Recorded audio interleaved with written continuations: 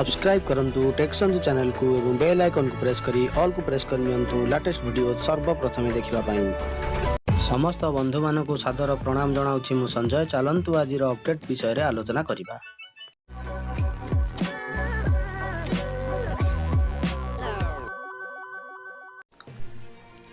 Hi friends, मु Sanjay आपनको टेक्संज channel को स्वागत जणाउछि। आजिर अपडेट नंबर रहिछि 86। एही अपडेट रहिछि board of secondary education Odisha Cuttack तरफ गोटे लेटर नंबर रही 1227 डेटेड रही 19/3/2021।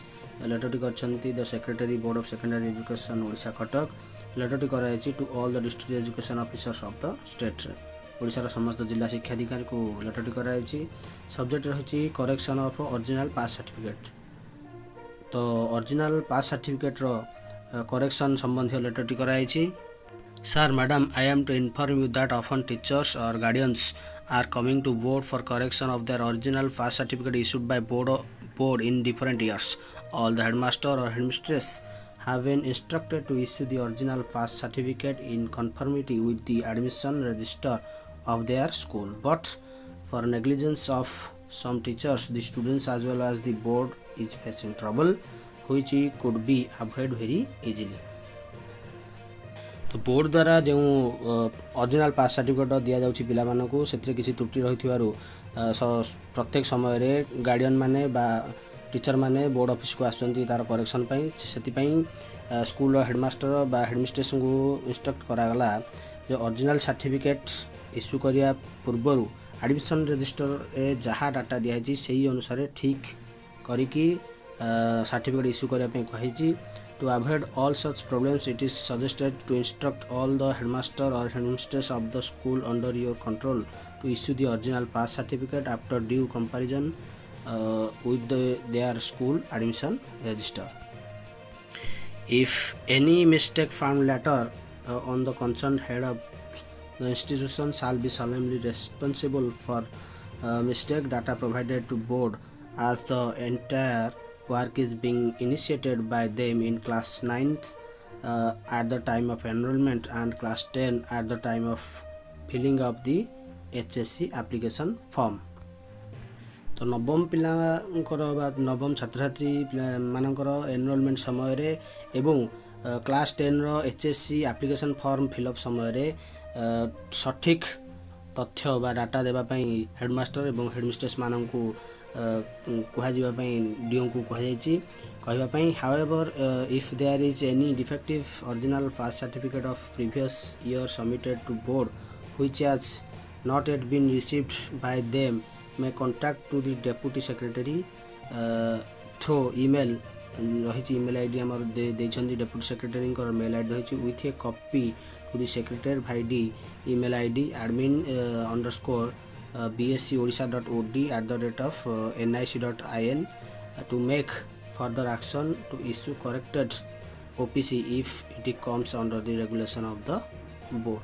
तो पुणी ईमेल आईडी दिया जाइछि जेउ छात्र छात्री मानकर सर्टिफिकेट भूल रही तार गोटे कॉपी से ईमेल आईडी रे देबा पई कहा जाइछि, जहा फल रे ताहाको इनक्वारी करी परवर्ती समय रे ओरिजिनल बा ठीक करेक्शन सर्टिफिकेट पिला मानक पई इश्यू करा जिवो रही। This will be implemented in a campaign mode 23/2021 to 24/2021 for greater the interest of the student. तो यही कार्यक्रम 23/2021 ठारू आरंभ होई 24/2021 पर्यंत चालू रहिबो। तो यह एक बड़ अपडेट थिला। जिबा हमर परवर्ती अपडेट को ओडिशा प्राथमिक संघ नूतन पेंशन योजना भुक्त एसोसिएशन तरफ बा संघ तरफ गोटे लेटर 3टी लेटर आसी 18/3/2021 रे रही। प्रथम लेटर रही school and mass education department minister को दिया रही। सब्जेक्ट रही relaxation of year for promotion from post level 5A to level 5B and graduate teacher आज पर ओडिशा एलिमेंटरी एजुकेशन रूल 19। तो लेवल 5A रु लेवल 5B को प्रमोशन पाई जो रही जी वर्ष ताकू रिलैक्स करने कहुई। तो अधिक आउ कि आलोचना करिया नहीं कहीं वीडियोटी अधिक समय हो जीवा हमर नेक्स्ट लेटर कौन रही पुणी से लेटर अन्य गोटे लेटर रही एक्सटेंशन ऑफ रिटायरमेंट ग्रेच्युटी और death gratuity to the primary school teachers covered by new defined contribution pension scheme national pension scheme. तो रिटायर ग्रेच्युटी बा डेथ ग्रेच्युटी एक्सटेंशन लेटरटी दरखास्त गोटे विवृत्ति दि जाइए गणशिक्षा मंत्री को। तापर जो आम नेक्स्ट लेटर कौन रही एवं यही लेटरटी कराई to the principal secretary to government school and mass education प्रमुख शासन सचिवों को कराई लेटरटी गणशिक्षा विभाग रही। सब्जेक्ट रही upgradation of elementary teachers having graduation with BD or post graduation with BD to the post of TGT or PGT in secondary and higher secondary level respectively। तो एलिमेंटारी प्राथमिक स्तर में प्राथमिक टीचर माने जो मानकर BA BD रही PG MA BD रही से TGT एवं PGT पोस्ट रे प्रमोशन करने रिक्वेस्ट कराई। तो ये थिला तीनोटी बड़ अपडेट्स। तो जीवा आमर परवर्ती अपडेट को रही लेटर डिस्ट्रिक्ट प्रोजेक्ट ऑफिस समग्र शिक्षा गजपति तरफ लेटर नंबर रही 599 डेटेड रही 17/3/2021। लेटरटी कराई to all the block education officer Gajapati. Subject रही deputy responsible person along with history sheet and pay accountants roll of February and March 2015 batch SS for verification। तो पूर्वर किसी दिन पूर्व गोटे लेटर आसाला जनवरी 2015 पोस्टिंग पाई जेटी मान को रेगुलर कराई। पुनर्बार फेब्रुआरी मास और मार्च मसरे जो 2015 जो जेटी माने एसएस माने पोस्टिंग पाई से डॉक्यूमेंट्स वेरिफिकेशन लेटर आसी गजपति डीपीसी गजपति तरफ रही। Sir, with reference to the subject cited above, I am to instruct you that deputy responsible person to this office for verification of history sheets along with the pay accountants rolls of February and March 2015 batch SS for regularization process in the below mentioned dates without to fail। तो से नियमित प्रक्रिया history seat एवं पे accountants verification deputation करने कर्मचारी को कही। डेट रही आमर डेट गुड़िक रही 25/3/2021 रु 31/3/2021 पर्यंत रही। ब्लॉक गजपतिर समस्त ब्लॉक नाम गुड़िक दि जाइए। तो यह एक बड़ अपडेट 2015 बैच पोस्टिंग पाई एसएस मानी से रेगुलेशन प्रोसेस पुणी आरंभ कराई जो मैंने फेब्रुआरी और मार्च मसरे पोस्टिंग पाई। तो जी आम परवर्ती अपडेट को बर्तमान बड़ अपडेट ओडिशा रे सरकारी विभाग लगिला कटकणा जानतु कौन आमर कौन रही से कटकणा गुड़िक देखा।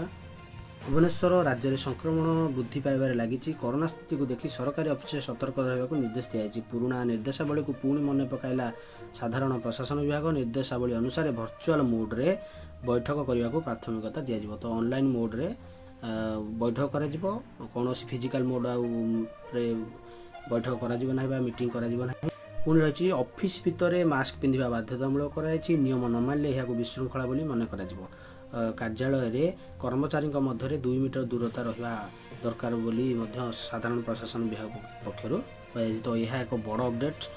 तो आम जी परवर्ती अपडेट को बंद हेब 1000 हाईस्कल सरकार को प्रस्ताव देले माध्यमिक शिक्षा निर्देशक।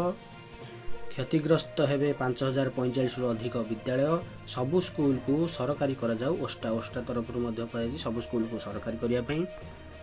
प्राथमिक विद्यालय पर पूर्ण अनुदान प्राप्त नूतन अनुदान प्राप्त माध्यमिक उच्च प्राथमिक मद्रासा और संस्कृत स्कूल गुड़ी को क्लोजर बा बंद मर्जर पुनर्गठन करने को राज्य सरकार उद्यम आरंभ कर। पिला संख्या परीक्षा फल भित्तिभूमि आदि को भित्तिक अनुदानभुक्त विद्यालय गुड़ी को बंद और मिश्रण करने को माध्यमिक शिक्षा निर्देशकों पक्षर एक चिठी प्रस्ताव राज्य सरकार अनुमोदन लगी पठाई। उक्त प्रस्ताव को कार्यकारी करागले राज्य में प्राय 1350 पूर्ण अनुदान प्राप्त 3695 नूतन अनुदान प्राप्त विद्यालय अर्थात मोट 5045 विद्यालय क्षतिग्रस्त हेब। 1000 रु अधिक हाईस्कल बंद होगा संभावना रही। ओडिशा माध्यमिक स्कूल शिक्षक संघ साधारण संपादक प्रकाश चंद्र महांती कहते उक्त ड्राफ्ट रिपोर्ट आधार में राज्य सरकार स्कूल संख्या कमाइबा विज्ञप्ति प्रकाश करने को जाउछंती। विद्यालय बंद बा शिक्षक बा मिश्रण हेले शिक्षक कर्मचारी भविष्य संपर्क में जहाँ कहुच्छी ताहा से मोहरगरू नहीं कांतारे ପକାଇବ। ତ ଇଏ ଥିଲା ଏକ ବଡ଼ ଅପଡେଟ୍ସ। ବହୁ ସ୍କୁଲ କ୍ଷତିଗ୍ରସ୍ତ ହେବେ ଏବଂ 1000ରୁ ଅଧିକ ସ୍କୁଲ ବନ୍ଦ ହେବାକୁ ଯାଉଛି। ଯିବା ଆମର ପରବର୍ତ୍ତୀ ଅପଡେଟ୍କୁ। ତ ଆଉ ଗୋଟେ ବଡ଼ ଅପଡେଟ୍ ରହିଛି ଘରୋଇ ସ୍କୁଲ ଫି ଛାଡ଼ ବାବଦରେ। MOUରେ ସାମିଲ ନଥିବା ସ୍କୁଲ ଉପରେ ଲାଗୁ ହେବ ନାହିଁ ଫି ଛାଡ଼ ବିଜ୍ଞପ୍ତି ସୁପ୍ରିମକୋର୍ଟ। ଦେଖିବା କ'ଣ ରହିଛି ସୂଚନା। ଯେଉଁ ଘରୋଇ ବିଦ୍ୟାଳୟ ସେପ୍ଟେମ୍ବର 10 MOUରେ ସାମିଲ ହୋଇନଥିବେ ସେହି ସ୍କୁଲ ଉପରେ ଗତ 19 ଜାନୁଆରୀ 2021 ରାଜ୍ୟ ବିଦ୍ୟାଳୟ ଗଣଶିକ୍ଷା ବିଭାଗ ତରଫରୁ ଜାରି ଘରୋଇ ବିଦ୍ୟାଳୟ ଫି ନିର୍ଦ୍ଧାରଣ ବିଜ୍ଞପ୍ତି ଲାଗୁ ହେବ ନାହିଁ ବୋଲି ସୁପ୍ରିମକୋର୍ଟ ସ୍ପଷ୍ଟ କରିଛନ୍ତି। ଗୁରୁବାର association of Odisha ICSE school ବନାମ ଓଡ଼ିଶା ସରକାର ମାମଲାର ଶୁଣାଣି ବେଳେ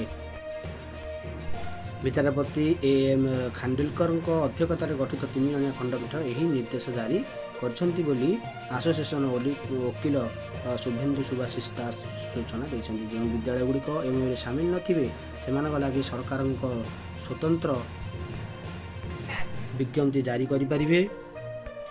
10 ସେପ୍ଟେମ୍ବର 2020ରେ ଆହୁତ ବୈଠକରେ ଆସୋସିଏସନକୁ ନିଜର ପକ୍ଷ ରଖିବାକୁ କୌଣସି ସୁଯୋଗ ଦିଆଯାଇନଥିଲା। ଓଡ଼ିଶା ଶିକ୍ଷା ଆଇନ 1969ରେ ଘରୋଇ ଅନୁଦାନପ୍ରାପ୍ତ ବିଦ୍ୟାଳୟଗୁଡ଼ିକର ଫି ନିର୍ଦ୍ଧାରଣ ଲାଗି କୌଣସି ବ୍ୟବସ୍ଥା ନଥିବା ବେଳେ ଫି ନିର୍ଦ୍ଧାରଣ ଲାଗି 10 ସେପ୍ଟେମ୍ବର 2020ର MOU ଆଦୌ ଆଇନସମ୍ମତ ନୁହେଁ। ଓଡ଼ିଶା ଶିକ୍ଷା ଆଇନ 1969 ଅନୁଯାୟୀ ରାଜ୍ୟ ସରକାରଙ୍କ ଫି ନିର୍ଦ୍ଧାରଣ ବାବଦରେ କୌଣସି ଅଧିକାର ନାହିଁ ବୋଲି ହାଇକୋର୍ଟରେ ସତ୍ୟପାଠ ଜରିଆରେ ଖୋଦ୍ ରାଜ୍ୟ ବିଦ୍ୟାଳୟ ଗଣଶିକ୍ଷା ବିଭାଗ ମାନିଛି ବୋଲି SLPରେ ଉଲ୍ଲେଖ ରହିଥିଲା। ତ ଏହା ଏକ ବଡ଼ ଅପଡେଟ୍। ଯିବା ଆମର ପରବର୍ତ୍ତୀ ଅପଡେଟ୍କୁ। ଦୋଳ ଓ ହୋଲି ଉପରେ ଅଙ୍କୁଶ। ମେଳନ ପଡ଼ିଆରେ 200 ଲୋକଙ୍କୁ ଅନୁମତି। ନାଚ ଗୀତ ଲାଇଟ୍ DJ ଓ ଜନଗହଳିକୁ ବାରଣ। ଏକାଠି ହୋଲି ଖେଳିବା ମନା। ତ ଏହା ଏକ ବଡ଼ ଅପଡେଟ୍ ରହିଛି। କ'ଣ ରହିଛି ଏ ବିଷୟରେ ସୂଚନା ଦେଖିବା। ମାର୍ଚ୍ଚ 28-29 ଆମର ଦୋଳ ଏବଂ ହୋଲି ରହିଛି। ସେ ସମ୍ବନ୍ଧରେ କରୋନା ଗାଇଡ଼ଲାଇନ୍ ମଧ୍ୟ ଆସିଯାଇଛି। ଦେଖିବା କ'ଣ ରହିଛି। କରୋନା ସଂକ୍ରମଣକୁ ଦୃଷ୍ଟିରେ ରଖି ଆଗାମୀ ଦୋଳ ମେଳନ ଓ ହୋଲି ଖେଳ ଉପରେ କଟକଣା ଜାରି କରାଯାଇଛି। କଟକଣା ଭିତରେ ଏହାକୁ ପାଳନ କରିବାକୁ ନିର୍ଦ୍ଦେଶ ଜାରି କରାଯାଇଛି। ରାଜ୍ୟ ସ୍ୱତନ୍ତ୍ର ରିଲିଫ କମିଶନରଙ୍କ ପକ୍ଷରୁ ଜାରି ଗାଇଡ଼ଲାଇନ୍ ଅନୁସାରେ ଦୋଳ ଉତ୍ସବରେ ଜନସମାଗମକୁ ଅନୁମତି ଦିଆଯିବ ନାହିଁ। ତେବେ ମନ୍ଦିର ଓ ଧର୍ମାନୁଷ୍ଠାନରେ ପରମ୍ପରା ଅନୁସାରେ ଦୋଳ ଉତ୍ସବ କୋଭିଡ୍ କଟକଣା ମାନି ପାଳନ କରାଯିବ। ଆସନ୍ତା 28 ଓ 29 ତାରିଖରେ ସର୍ବସାଧାରଣ ସ୍ଥାନରେ ହୋଲି ଉତ୍ସବ ପାଳନକୁ ନିଷିଦ୍ଧ କରାଯାଇଛି। ଲୋକମାନେ ନିଜ ଘରେ ପରିବାର ଲୋକଙ୍କ ସହ ହୋଲି ଉତ୍ସବ ପାଳନ କରିପାରିବେ। ସ୍ଥାନୀୟ ପରିସ୍ଥିତିକୁ ଦୃଷ୍ଟିରେ ରଖି ଜିଲ୍ଲାପାଳ ବା ମହାନଗର କମିଶନରଙ୍କ ଅତିରିକ୍ତ କଟକଣା ଲଗାଇ ପାରିବେ। କଟକରେ ଦୋଳ ଯାତ୍ରା ଲାଗି କମିଶନରେଟ୍ ପୋଲିସ ଶୁକ୍ରବାର ମାର୍ଗଦର୍ଶିକା ଜାରି କରି ସମସ୍ତ ଥାନା ଅଧିକାରୀଙ୍କୁ ଏନେଇ ନିର୍ଦ୍ଦେଶ ଦେଇଛନ୍ତି। କଟକ ପାଇଁ ଜାରି ମାର୍ଗଦର୍ଶିକାରେ ପର୍ବ ପାଳନ ବେଳେ ମେଳନ ପଡ଼ିଆରେ 200ରୁ ଅଧିକ ଲୋକ ଏକାଠି ହୋଇପାରିବେ ନାହିଁ। ପ୍ରତି ବିମାନରେ ବ୍ରାହ୍ମଣ ଘଣ୍ଟୁଆଙ୍କୁ ମିଶାଇ ମୋଟ 10 ଜଣଙ୍କ ଭିତରେ ରହିପାରିବେ। ଏହା ସହ ମେଳନରେ DJ ଓ ଶୋଭାଯାତ୍ରା ହେବ ନାହିଁ। ମେଳନ ପଡ଼ିଆରେ ମାଇକ୍ DJକୁ ଅନୁମତି ନାହିଁ। ସେହିପରି କେହି ଲାଠି କି ବାଡ଼ି ନେଇ ଆସିପାରିବେ ନାହିଁ। ଦୋଳ ମେଳନ ବେଳେ କୌଣସି ସାଂସ୍କୃତିକ କାର୍ଯ୍ୟକ୍ରମ କରାଯାଇପାରିବ ନାହିଁ। ଯଥାସମ୍ଭବ ନିଜ ଘରେ ହୋଲି ପାଳିବାକୁ ପୋଲିସ ପକ୍ଷରୁ ପରାମର୍ଶ ଦିଆଯାଇଛି। ତ ଏହା ଏକ ବଡ଼ ଅପଡେଟ୍ ହୋଲି ପାଇଁ ଯେଉଁ ଗାଇଡ଼ଲାଇନ୍ ଆସିଯାଇଛି। ଯିବା ଆମର ପରବର୍ତ୍ତୀ ଅପଡେଟ୍କୁ। ଗୋଟିଏ ନମ୍ବର 112ରେ ଅଗ୍ନିଶମ ପୋଲିସ ଓ ଆମ୍ବୁଲାନ୍ସ ସେବା ଶୁଭାରମ୍ଭ କଲେ ମୁଖ୍ୟମନ୍ତ୍ରୀ। ନିଆଁ ଲାଗିଲେ ଅଗ୍ନିଶମ ବାହିନୀ, ଆଇନ ଶୃଙ୍ଖଳା ପାଇଁ ପୋଲିସ ଓ ଦେହ ଖରାପ ପାଇଁ ଆମ୍ବୁଲାନ୍ସ ଏସବୁ ଏଣିକି ଗୋଟିଏ ନମ୍ବରରେ ମିଳିବ। ଏହି 3 ପ୍ରକାର ଜରୁରୀକାଳୀନ ସେବା ପାଇଁ ରାଜ୍ୟ ସରକାର ଗୋଟିଏ ନମ୍ବର 112 ଆରମ୍ଭ କରିଛନ୍ତି। ଫଳରେ କୌଣସି ଅପ୍ରୀତିକର ପରିସ୍ଥିତି ଉପୁଜିଲେ ଆଉ ଅଗ୍ନିଶମ ପାଇଁ 101, ପୋଲିସ ପାଇଁ 100 ଏବଂ ଆମ୍ବୁଲାନ୍ସ ପାଇଁ 108 ଡାଏଲ କରିବାକୁ ପଡ଼ିବ ନାହିଁ। ବରଂ 112 ଡାଏଲ କଲେ ସମସ୍ତ ବିଭାଗକୁ ମେସେଜ ଚାଲିଯିବ। ଏହାକୁ ଆଧୁନିକ କଣ୍ଟ୍ରୋଲ ରୁମ୍ ଭାବରେ ବ୍ୟବହାର କରାଯିବ। ପ୍ରଥମ ପର୍ଯ୍ୟାୟରେ ସ୍ମାର୍ଟ ସିଟି ଭୁବନେଶ୍ୱର, ରାଉରକେଲା, କଟକ ଓ ବ୍ରହ୍ମପୁର ସହ ସବୁ ଜିଲ୍ଲା ମୁଖ୍ୟାଳୟରେ ଏହି ସେବାଗୁଡ଼ିକ କାର୍ଯ୍ୟ କରିବ। ସବୁ କଲ୍ ରେକର୍ଡ ପୋଲିସ ପାଖରେ ରହିବ। ଏଥିପାଇଁ 157 କୋଟି ଟଙ୍କା ବ୍ୟୟ କରିଛନ୍ତି ରାଜ୍ୟ ସରକାର। ପୂର୍ବରୁ ପ୍ରଚଳିତ ଜରୁରୀ ନମ୍ବର ଯଥା 100, 101, 102, 108 ଏବଂ 112 କାର୍ଯ୍ୟକ୍ଷମ ରହିବ। ଧୀରେ ଧୀରେ ଲୋକମାନେ ସଚେତନ ହେବା ପରେ ସେଗୁଡ଼ିକ ପର୍ଯ୍ୟାୟକ୍ରମେ ବନ୍ଦ ହେବ। ତ ଏହା ଏକ ନିଶ୍ଚିତ ଏକ ବଡ଼ ଅପଡେଟ୍ ଜନସାଧାରଣମାନଙ୍କ ପାଇଁ। ବାରମ୍ବାର ଅନ୍ୟ ଅଧିକ ନମ୍ବର ବା ଅଲଗା ଅଲଗା ନମ୍ବର ଆଉ ଡାଏଲ୍ କରିବାକୁ ପଡ଼ିବ ନାହିଁ। ଗୋଟିଏ ନମ୍ବର କେବଳ 112 ଆମର ଡାଏଲ୍ କଲେ 3ଟି ଜରୁରୀକାଳୀନ ସେବାଗୁଡ଼ିକ ଜନସାଧାରଣମାନେ ପାଇପାରିବେ। ତ ଯିବା ଆମର ପରବର୍ତ୍ତୀ ଅପଡେଟ୍କୁ। शेष अपडेट रही LIC बड़ घोषणा एवं देशर जेकोसी ब्रांच रे जमा करेंगे मैच्योरिटी डॉक्यूमेंट्स जानतु कौन करने को देखा कौन रही विषय देशर सबुठारु बड़ सरकारी जीवन बीमा कंपनी निजर कोटी कोटी ग्राहकों को देछि भारतीय जीवन बीमा निजर कोटी कोटी ग्राहकों आनी खुशी खबर एवं ग्राहक LIC मैच्योरिटी पॉलिसी पेमेंट पर डॉक्यूमेंट सारा देशर कौन LIC ब्रांच रे जमा करें तेबे मैच्योरिटी क्लेम रो प्रोसेसिंग मूल ब्रांच जरिया हेबो यार सूचना LIC पक्षरु ट्वीट कर दिया जायछि। LIC पक्षरु कहा जायछि पॉलिसी धारक पॉलिसी रो मैच्योरिटी ऊपर दाबी करिवार दस्तावेज सारा देशर जे कोनोसी निकटस्थ LIC ऑफिस रे मास शेष रे जमा करि परिबे। मते सपोर्ट करथिबारु आपण मानको अशेष अशेष धन्यवाद। किंतु ता पूर्वरु कहि रखिबी प्रथमे मो चैनल को सब्सक्राइब करी पाखे थिबा बेल आइकन को प्रेस करनियंतु फलरे आपण माने लेटेस्ट अपडेट रो नोटिफिकेशन सर्वप्रथमे पाई परिबे। वीडियोटी भल लागुथिले हृदयरु गोटे लाइक एवं वीडियोटी को शेयर करनियंतु। धन्यवाद।